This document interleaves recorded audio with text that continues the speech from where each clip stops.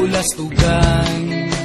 Hindi malilimutan ang asaran na merong pikunan, lalo na rin ang unang niligawan, unang kabiguan.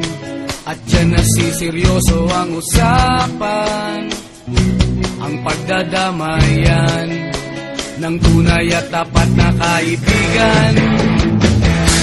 Kung mga buwan,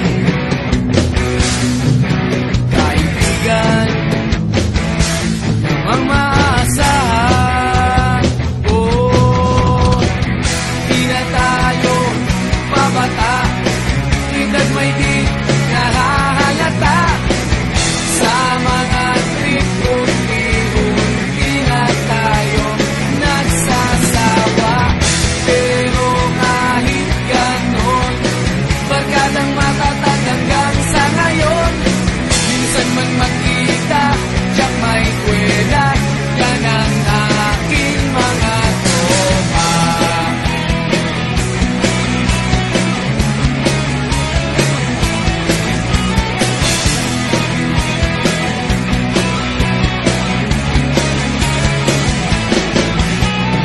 Inuman na pang magdamagan, minsan inaabot pa ng ayaan, na kung saan-saan, na para bang walang kinabukasan at kahantungan. At dyan nasiseryoso ang usapan, ang pagpapayuhan ng tunay at tapat na kaibigan. Kung mga baliw,